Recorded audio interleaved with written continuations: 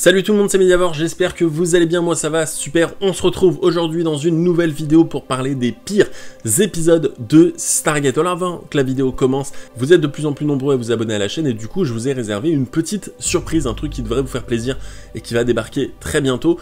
Je vous en parle en fin de vidéo, donc restez bien jusqu'à la fin de la vidéo, je pense que vous allez apprécier. Il y a deux annonces qui devraient vraiment vous faire plaisir, donc vraiment restez bien. Je vous l'ai dit, donc aujourd'hui on parle des pires épisodes de Stargate SG1. Alors du coup, comme je l'ai dit, ça n'a pas été facile, mais il a fallu en choisir 5, et il y en a 5 vraiment qui sont sortis du lot, donc ça se passe entre la saison 1 et la saison 5, et donc si vous êtes intéressé par une deuxième vidéo, on fera de la saison 6 à la saison 10, et on fera pareil pour Stargate Atlantis et Stargate Universe. C'est totalement subjectif, vous n'êtes forcément pas d'accord avec moi, et je pense qu'il y a beaucoup de gens qui ne vont pas être d'accord du tout avec mes choix. N'hésitez pas vraiment dans les commentaires à me dire pourquoi ou non vous êtes d'accord ou pas, et surtout quel est votre top, flop, vos pires épisodes de Stargate, mais je pense qu'il y a quand même certains épisodes de Stargate dans mon top que vous n'allez peut-être pas apprécier. On commence ce top flop des pires épisodes de Stargate par l'épisode qui est donc le faux pas. Le faux pas, qu'est-ce que c'est? C'est l'histoire donc de SG1 qui se rend sur une planète avec donc des autochtones très étranges, avec de la peinture blanche partout et des espèces de champignons qui poussent comme ça, et ce qui va se passer c'est que ce peuple va tomber malade, ce peuple va dépérir d'une certaine façon, et les champignons qui étaient bien hauts quand ils sont arrivés vont être tout bas comme ça.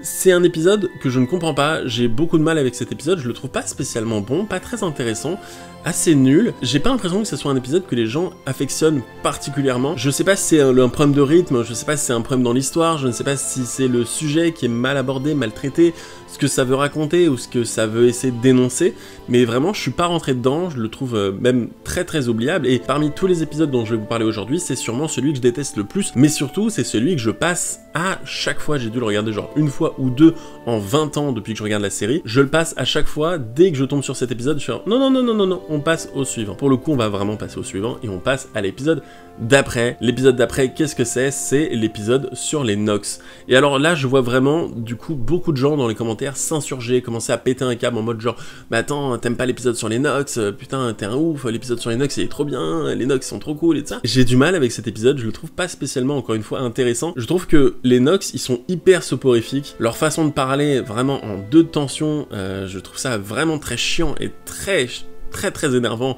à entendre. J'ai du mal avec leur côté vraiment très pacifique, et en même temps on se mêle pas des affaires des autres, et en même temps on le fait quand même parce que bon bah on a envie de sauver tout le monde, mais bon voilà, on donne un peu des leçons. Et en plus, d'après ce que j'ai cru comprendre par des gens qui regardent Star Trek, c'est un petit peu un remake, une reprise, une inspiration d'un épisode de Star Trek, de la première saison de Star Trek. Du coup, voilà, donc vraiment c'est ce peuple qui a l'air gentil, pacifique, qui en même temps va aider un peuple alien ainsi qu'un peuple humain à s'entraider, s'aimer, et en fait on va découvrir qu'ils ont une énorme technologie à la fin, et qu'en fait faut pas les faire chier. Je suis déçu pour deux raisons. La principale, c'est que je trouve pas spécialement l'épisode intéressant, et comme j'ai dit, je m'ennuie facilement. Et la deuxième chose, c'est que ça tease des trucs de dingue, en mode du genre, il y a une ville futuriste, ils ont les connaissances aboutis, ils savent énormément de choses, et en fait on les voit vraiment genre dans 2 épisodes, 3 épisodes maximum sur toute la série, pour une race aussi puissante, pour ce qu'ils pourraient développer, ce qu'ils auraient pu développer. Et j'espère vraiment que s'ils développent cette nouvelle série Stargate, eh bien, j'aimerais vraiment qu'ils parlent des Nox, parce que c'est décevant, quoi. Enfin, franchement, le traitement de cette race est juste absolument décevant. On passe maintenant à ce 3e épisode, et ce 3e épisode, c'est Destin Croisé. Destin Croisé, qu'est-ce que c'est? C'est l'épisode avec Shan-Ok, avec Teal'c, quand Shan-Ok lui raconte à Teal'c qu'elle a les moyens, qu'elle a la capacité de parler directement avec son symbiote Goa'uld, sa larve qu'elle a en elle, qui est donc Tanit. C'est un épisode, autant Tanit je le trouve stylé, autant Teal'c je le trouve stylé, mais alors vraiment ce mix entre Tanit, Teal'c et Shan-Ok, et toute cette relation d'histoire d'amour, et en même temps pour nous faire oublier les histoires de Teal'c, et franchement, là on est vraiment dans la science-fiction et ça peut être intéressant, mais ouais, encore une fois, je rentre pas dedans, je suis peut-être pas la cible, et j'ai trouvé ça juste soporifique en fait. Enfin, quand tu regardes un épisode, c'est bien d'être intéressé par l'histoire, et j'ai pas trouvé que l'histoire était spécialement transcendante. Maintenant, ce qui est intéressant, c'est que, et vraiment c'est la seule chose intéressante du truc, c'est que ça aurait pu être du genre, en fait, elle peut vraiment communiquer avec son Goa'uld, et on aurait pu créer, chercher un moyen, contrecarrer les plans des Goa'uld, ce genre de choses, un peu comme fait la Tok'ra, justement en étant des Goa'uld gentils d'une certaine façon. Je trouve que voilà, ils auraient pu aller un peu plus loin dans le délire, ou réessayer dans un autre épisode. Voilà, je trouve qu'ils ont été peut-être pas malins sur cet épisode, et je suis assez déçu. C'est jamais facile, vraiment c'est jamais facile de parler d'un épisode qu'on n'a pas aimé, parce que encore une fois c'est très subjectif, mais voilà, je trouve que les épisodes avec Teal'c, quand c'est le personnage principal, sont très intéressants. Maintenant celui-ci, j'ai vraiment du mal. Je sais pas si c'est dû au jeu de l'actrice qui fait Shan-Ok, que je trouve pas spécialement bon, ou est-ce que c'est dû à l'histoire que je trouve assez mauvaise? Est-ce que c'est dû à ce délire de vengeance qu'on va retrouver dans plusieurs épisodes avec Teal'c, qui m'insupporte un peu en mode genre mais je m'en fous? Je sais pas du tout, mais en tout cas j'ai pas vraiment adoré cet épisode. On passe maintenant au 4e épisode, un des pires épisodes, un épisode que je n'aime pas, et là je sais que ça va être un peu comme l'épisode Le Faux Pas, ou comme l'épisode Le Nox, ou Destin Croisé, bon comme les autres en fait, ça va être en mode du genre mais vous comprenez pas en fait. Révélation, qu'est-ce que c'est? C'est donc l'épisode, le dernier épisode de la saison 5 de Stargate SG1, l'épisode d'après la mort de Daniel Jackson. Et alors c'est un bon épisode, vraiment c'est un bon épisode, il se passe des choses intéressantes, on va avoir tout ce qu'on va comprendre autour du clonage chez les Asgard, on va avoir donc les prémices de Thor qui est capturé par Anubis et qui va mener à des trucs dans la saison 6. On va avoir pas mal de choses très intéressantes. Maintenant, bah franchement, je trouve que l'épisode arrive en fait au mauvais moment en fait. Cet épisode aurait dû être normalement l'épisode avant-dernier de la saison 5. Je comprends pas en fait le concept de mettre la fin de Daniel Jackson, la mort de Daniel Jackson en avant-dernier, alors qu'on avait vraiment l'un des meilleurs épisodes, la mort de Daniel Jackson, l'un des plus tristes, l'un des plus émouvants qu'on avait pu avoir dans toute la série, et donc du coup je comprends pas l'ordre.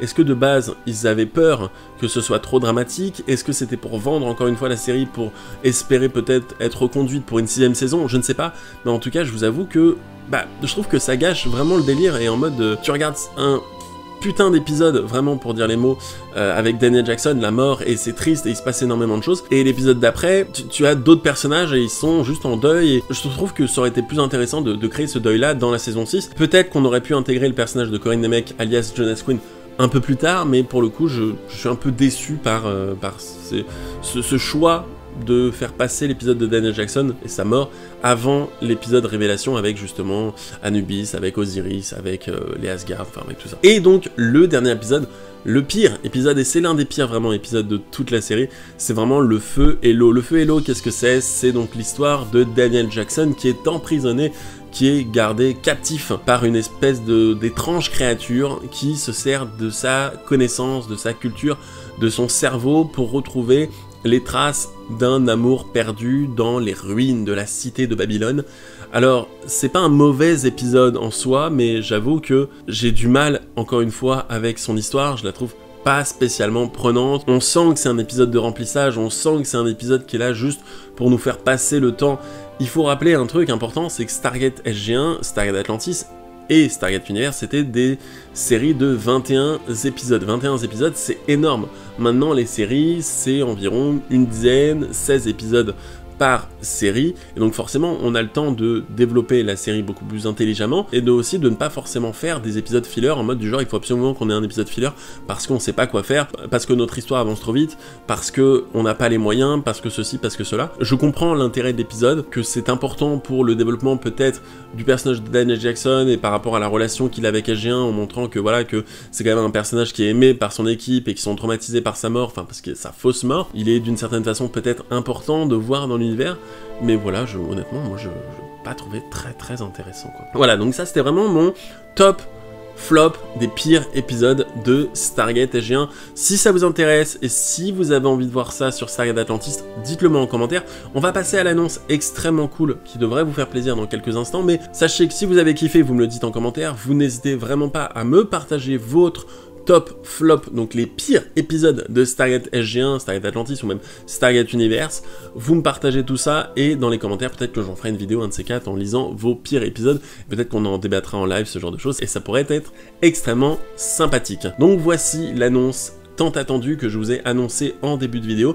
Il y aura donc deux annonces. La première, c'est qu'il y aura une séance du Mediavore exceptionnelle. Une séance du Mediavore, qu'est-ce que c'est? Donc je rappelle, c'est donc regarder un film ou une série pour le coup là, tous en synchro, donc je lance l'épisode chez moi, vous lancez l'épisode chez vous, je ne diffuse pas l'épisode, et en même temps, vous le regardez chez vous, et donc c'est l'occasion de le regarder tous ensemble, de pouvoir communiquer sur le chat. Et donc, je vous propose le lundi 16 à partir de 21 h de se regarder le pilote de Stargaze SG1. Ça sera sur ma chaîne YouTube, et donc, la deuxième nouvelle, je me relance sur Twitch, alors tous les lundis à partir de 21 h, donc là c'est le créneau pour lundi sur YouTube, mais voilà, ça sera à partir de lundi d'après. On se retrouvera pour un live exceptionnel où on parlera de Stargate, où on parlera de science-fiction, où on jouera à des jeux de science-fiction, où vous pourrez peut-être jouer avec moi, vous pourrez participer à des débats, vous pourrez même faire des blind tests autour de Stargate, de la science-fiction, ce genre de choses. Donc n'hésitez vraiment pas à me suivre.